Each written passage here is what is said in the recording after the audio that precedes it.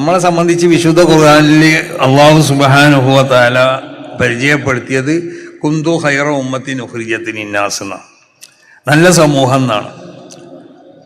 അതുപോലെ തന്നെ മറ്റൊരായത്ത് വക്കദാലിക ജഅൽനാകും ഉമ്മത്തൻ വസത്തൻ, വിശുദ്ധ ഖുർആനിൽ പ്രഖ്യാപിച്ചത് നമ്മളെ പറ്റി ഉമ്മത്തൻ വസത്തൻ എന്നാണ്.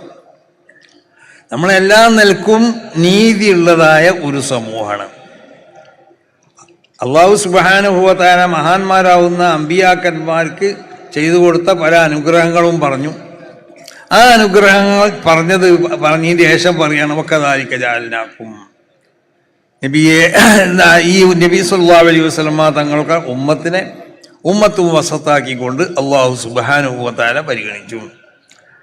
അതല്ലെങ്കിൽ ഈ അപ്രകാരം എന്ന് പറഞ്ഞാൽ പല അർത്ഥമുണ്ട്. ഞാനപ്പോൾ അതിൻ്റെ വിശദീകരണത്തിലേക്കൊന്നും പോവല്ല.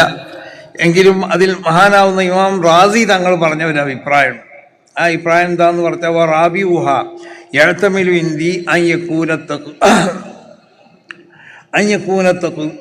തഖ്ദീറു വലില്ലാഹിൽ മശ്രിഖു വൽ മഗ്രിബ് ഫഹാദിഹിൽ ജിഹാത്തു ബഅദ ഇസ്തിവാഇഹാ ഫീ ഖൗലിഹാ മിൽകൻ ലില്ലാഹി തആല ഖസ്സ ബഅദഹാ ബിമസീദി തശ്രീഫ് വതക്രീം ബിഅൻ ജഅലഹു ഖിബ്ലതൻ ഫളലൻ മിൻഹു വഹിസാനാ.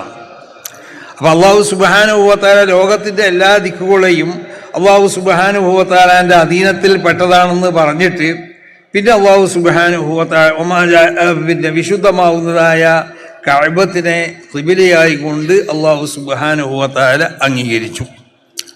അപ്പോൾ കഅബത്തിനെ അല്ലാഹു സുബ്ഹാനഹു വ തആല ഖിബിലയായി കൊണ്ട് നമുക്ക് നൽകിയതുപോലെ ജഅൽനാകും ഉമ്മത്തൻ വസത്ത, നിങ്ങളെ അല്ലാഹു സുബ്ഹാനഹു വ തആല ഒരു വസത്താവുന്നതായ, വസത്ത് എന്ന് പറഞ്ഞത് ആ വാക്കിക്ക് ഒരുപാട് അർത്ഥങ്ങളുണ്ട്. ഞാൻ അതിൻ്റെ അർത്ഥത്തിലേക്കൊന്നും ഈ അവസരത്തിൽ കടക്കല്ല. മഹാന്മാരാവുന്ന ഇമ്മത്ത് പല അർത്ഥങ്ങളും എനിക്ക് പറഞ്ഞിട്ടുണ്ട്.